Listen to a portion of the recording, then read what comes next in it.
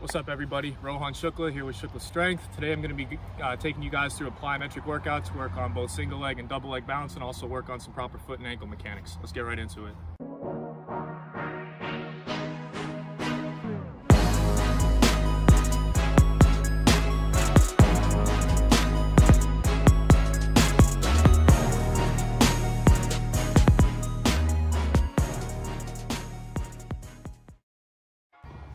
So the first exercise we're going to do is Pogo Jumps. These are ankle dominant repeat jumps with minimal knee bend.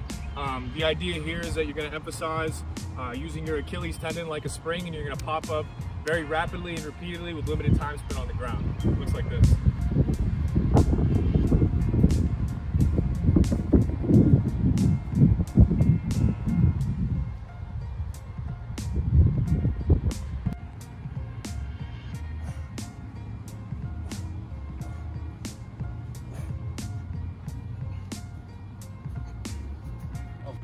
All right, so now we're gonna do this drill laterally, so lateral pogo jumps.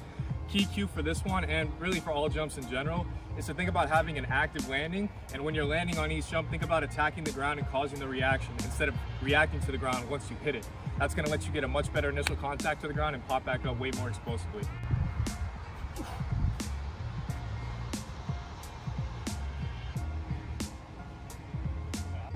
All right, so now we're done with the pogos. That's a great way to prime the body and get ready for a full day of jumping.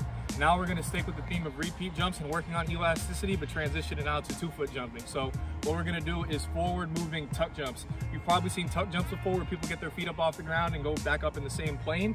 We're gonna do that moving forward as well. So similar to the drill before, but now with a full jump instead of just at the ankle.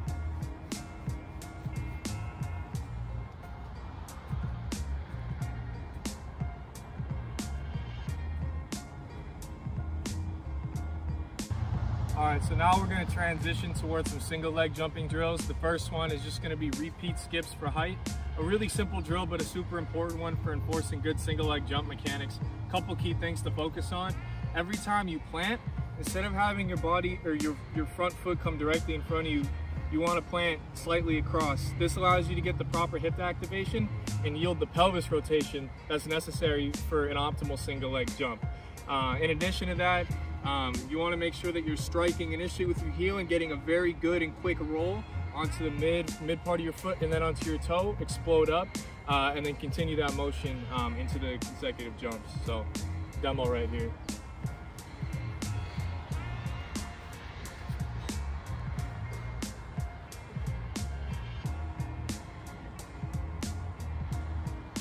All right, so on the theme of single leg jumps, the next drill we're gonna go into is single leg bounding. For those who don't know what bounding is, very proficient in track and field, that's what my background is in.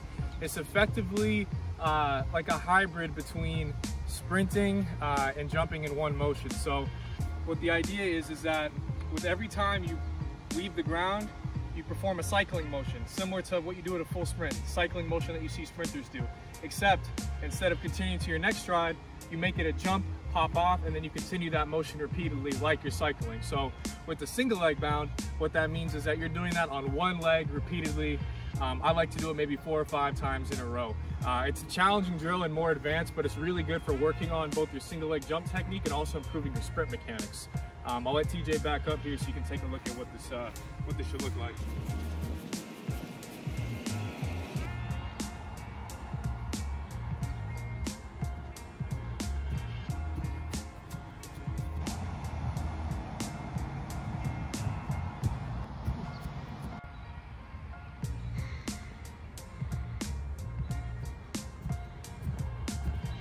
All right, so now continuing the theme of bounding, we're gonna do alternate leg bounds. This time, instead of landing on the same leg every time, we're gonna keep that same motion, but we're gonna alternate legs. And what's important on this one, and something I should have said before the last exercise, as you're switching legs and you have your legs in the air, instead of just letting your leg fall and falling forward, you wanna think about the same way in sprinting, having an active cycling motion, pulling back on the ground, getting good hamstring, calf, full leg activation. That's going to propel you forward, and that cycling and paw back is going to be just essential for getting as much distance as you can on each of the jumps. I'll try to demonstrate that here.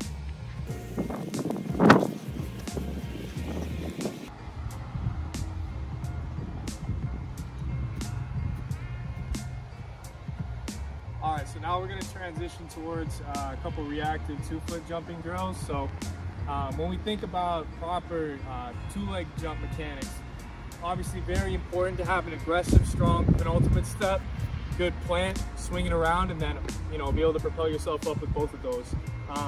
The problem with a lot of traditional drills that train this is that it doesn't incorporate the speed that you generally carry in or the force impact coming in at full speed doing the 1-2 step. We generally do it from a standstill. So what we're going to do here, and shout out to PJF Performance for this drill, we're going to come up to an elevated surface where we can push off of it to simulate the height and the speed that we have coming into a jump, train that last 1-2 step, and pop up aggressively. Yeah, that was much better. All right, last drill of the day, we're gonna do drop jumps. So similar to the drill before, except instead of working on the 1-2 step going into the final jump, we're just gonna have a reaction where we land off the platform and spring back up. It's a little bit of a simpler version of that same drill.